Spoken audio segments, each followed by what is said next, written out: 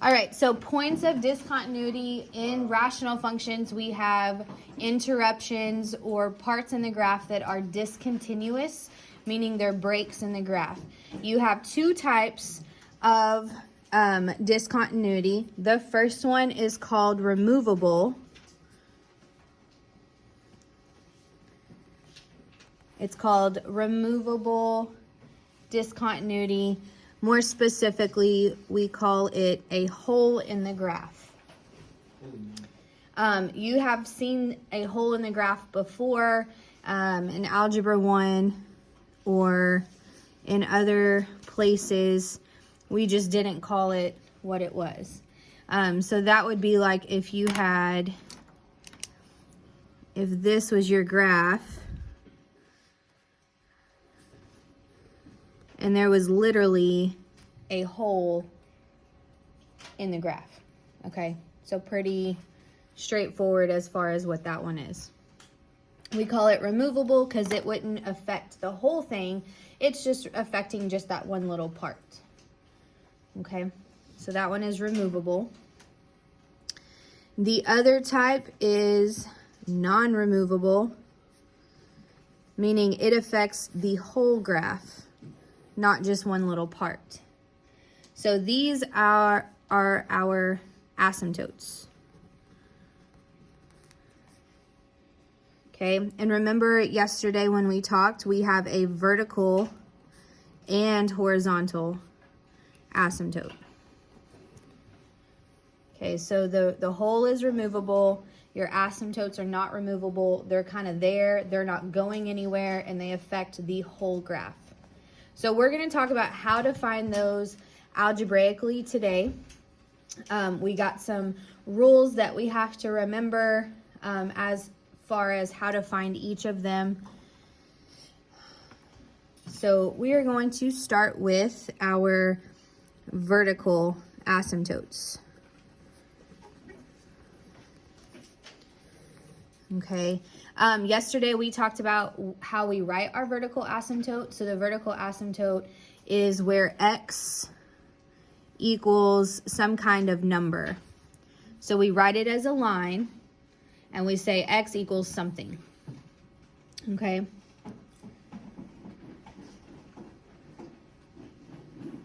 Now in our equation, our y equals plus or minus a over x minus h plus k, which part of this equation tells us what our vertical asymptote is? The plus or minus. Do you remember? Okay, remember when we move it left or right, that determines where our vertical asymptote is. So what part of this moves it? There you go, your h. So your h is going to determine where your vertical asymptote is. Now, when we think of h, we're moving it left, right, but in our brain we have to tell it that that is our vertical, not our horizontal. Yes? All right, so to find your vertical asymptote in the function, it is when you have 0 in the denominator, but not the numerator. And I'll explain what that means in just a second. Go ahead and write that down. It is a 0 of the denominator, but not the numerator.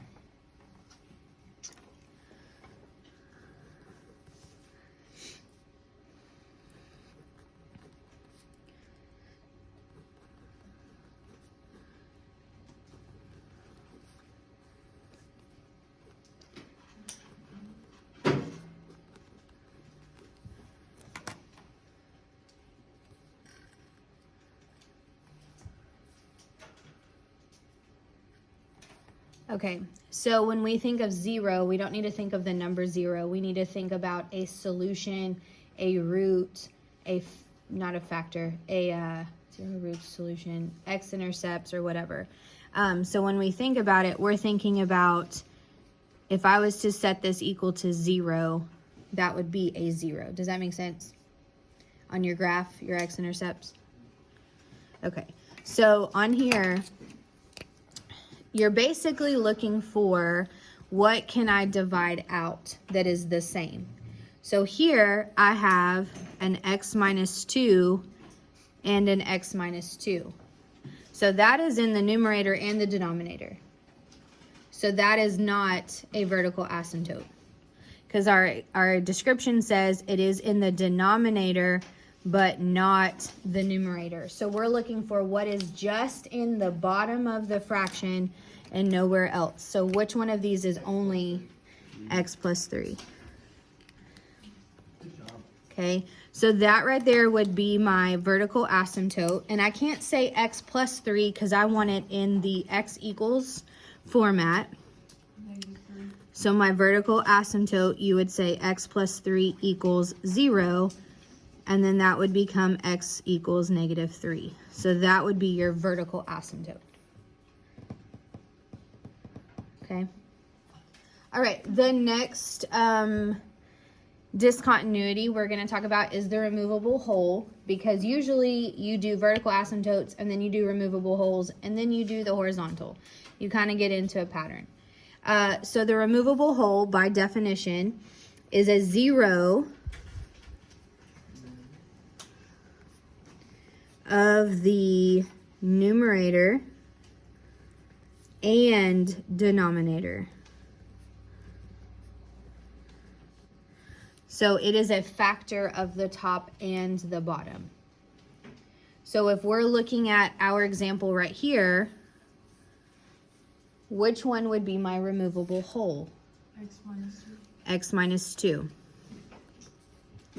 Because it is found in the top and the bottom of our equation. So I would say x minus 2 equals 0. So my removable hole is x equals 2.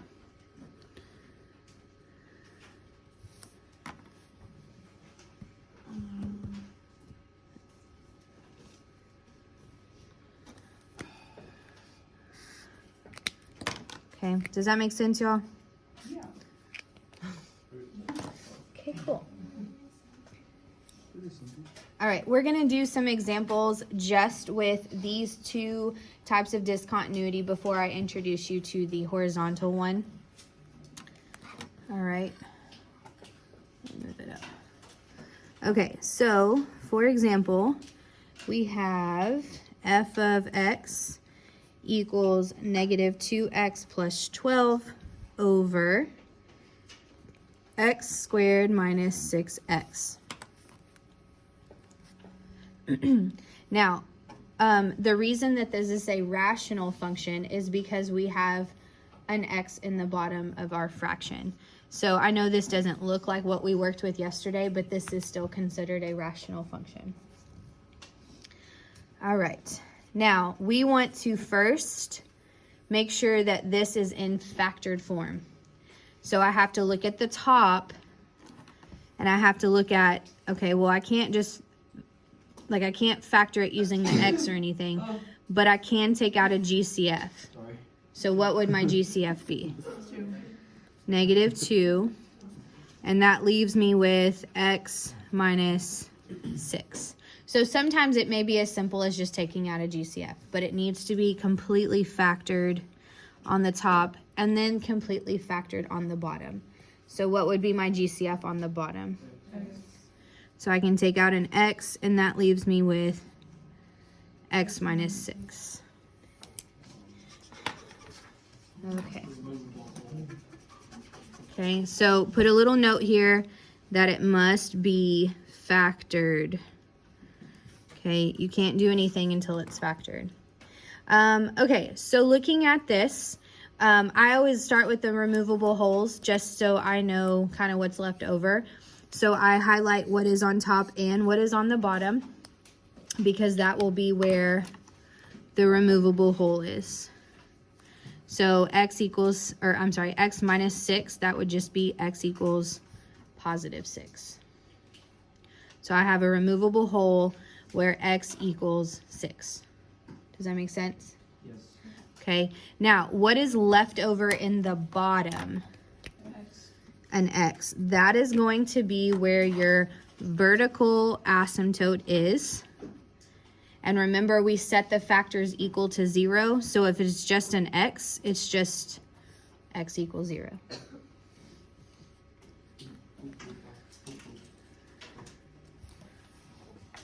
Okay. Why is it 0? Because you have to set the factors equal to 0. This is a factor, so I would say x equals 0. There's no solving after that. Okay. So anytime it's just an x by itself, it's just x equals 0. All right, here's my second example. So I have 3x minus 6 on top and x squared plus 2x minus 8 on the bottom. So I do have to first make sure these are both factored. So on the top, I can take out a GCF. So I can take out a 3, and that leaves me with x minus 2. Okay, on the bottom, that is a trinomial, so I will have to factor that. So you can either do the x method to find your factors. If this number is just 1, like if your leading coefficient is 1, then all you have to do is really look at, okay, what multiplies to give you negative 8 and adds to give you 2.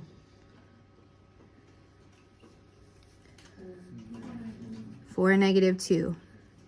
So that would be x plus 4 and x minus 2. You wouldn't have to go through that whole process. Only if this is a 1. Okay. Some of y'all kind of figured that out when we were factoring, but if you didn't. All right, so first off, let's identify our removable wholes. Do we have any?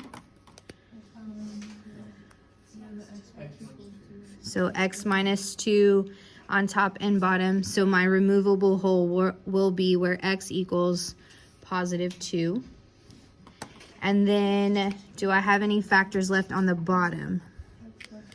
X plus 4. So that's going to be where my vertical asymptote is. So x is negative 4.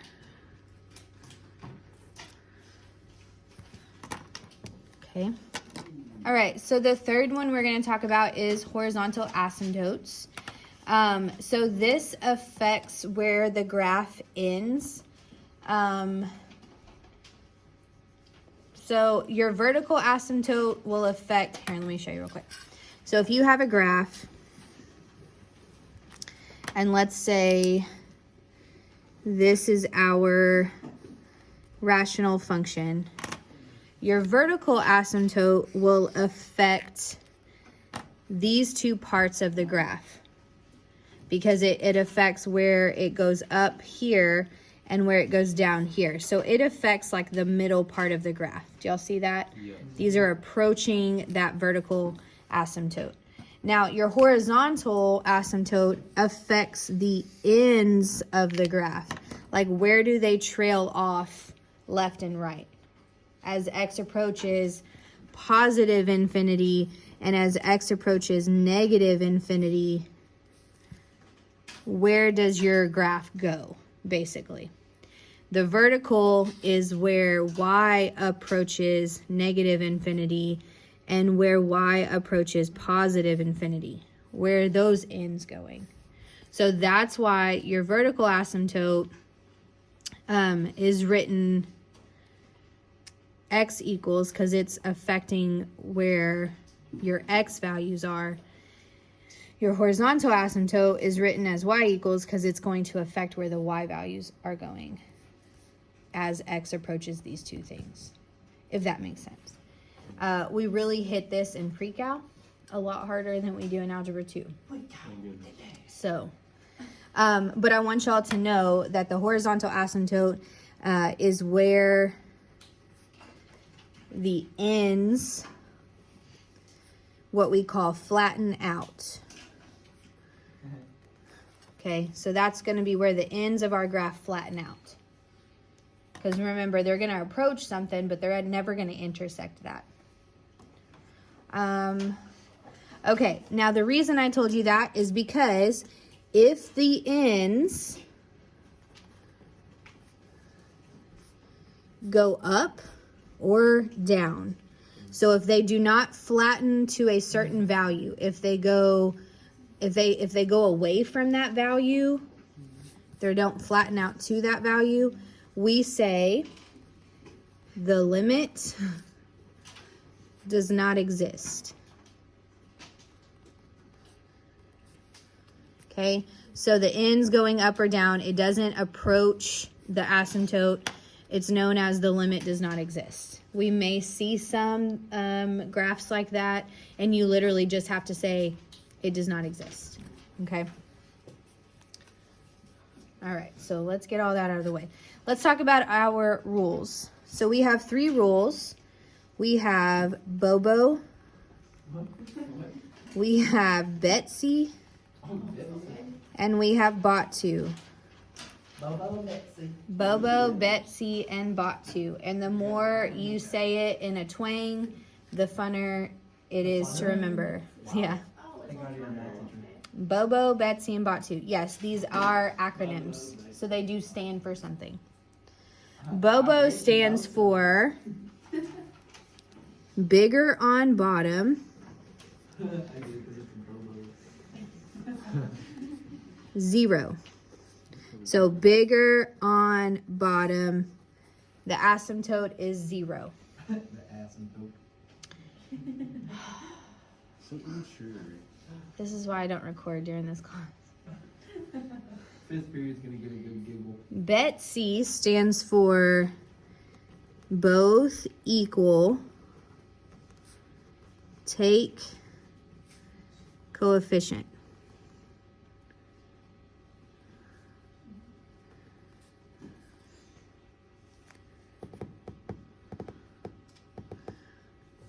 And Batu is bigger on top,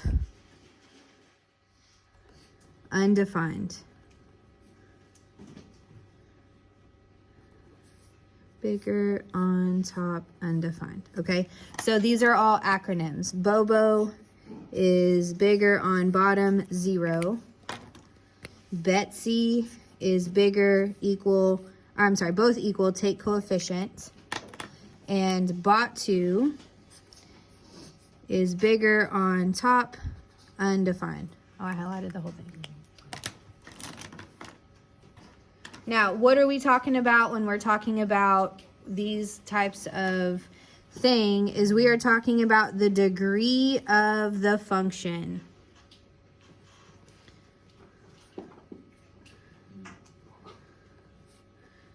We're talking about the top and the bottom. Do y'all remember what a degree is? Something you get in college. No. No. Something you get in college.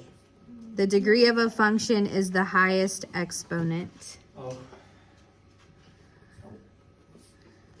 Okay, so when we're talking about bigger on bottom, we're talking about the degree is bigger on bottom than it is on the top.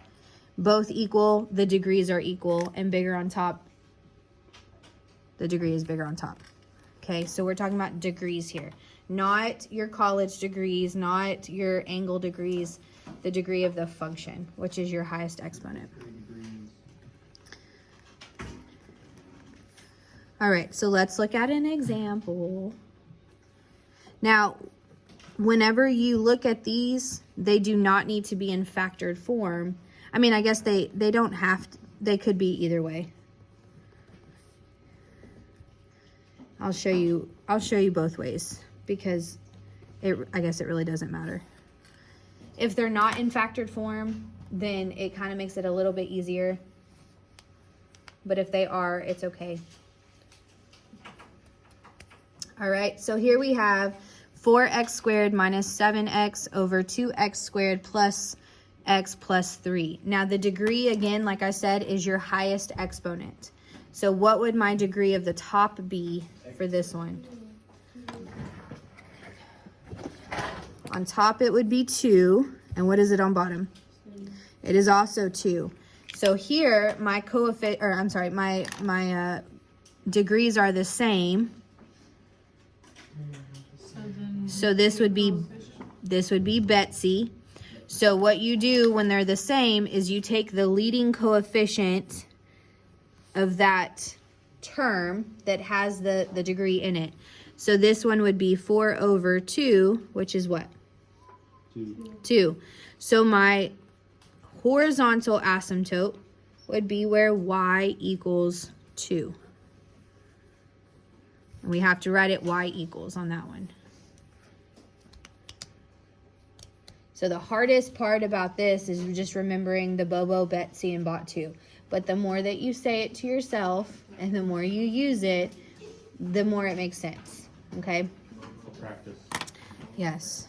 And it sounds funny to say, but it's easy to remember. All right, let's look at this example.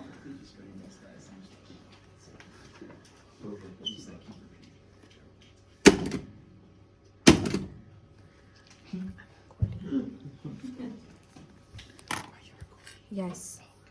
Yeah. All right, so here's your second example. I have 4x minus 7 on top and 2x squared plus x plus 3. Yes, it's very similar, except what is my degree on top? It's just a 1. That's just a 1. What is it on bottom? 2. So if it's bigger on bottom, that would be Bobo, which means that my horizontal asymptote would be where y equals 0. And that's literally it, y'all. There's really not any math that you have to do with this. You just have to remember the rules. You gotta know about Bobo, Betsy, and Bot 2. All right, and let's do one more where we use Bot 2.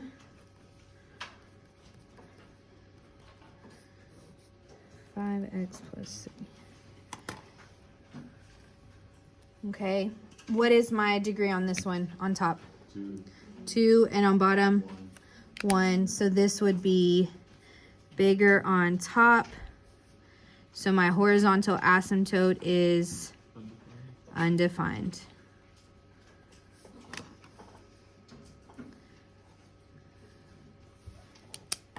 Okay, pretty straightforward. All right, okay, so kind of a summary of the three. You have your horizontal asymptote. That is your Bobo, Betsy, and Bot 2.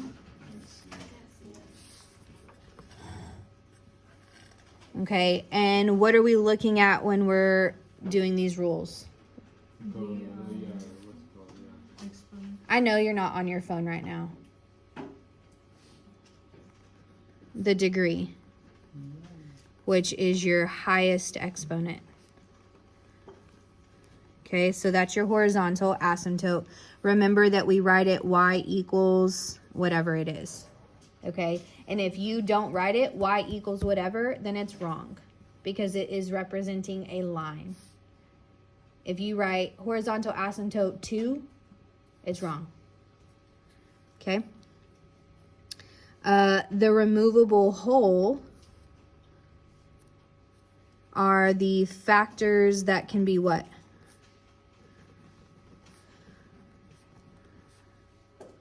Removable whole. They're on top and bottom, so they're basically the factors that can be divided out. And then your vertical asymptote is what is the factors left on the bottom. Okay, so that is basically a summary of the three discontinuities that we're going to talk about today. There is one more.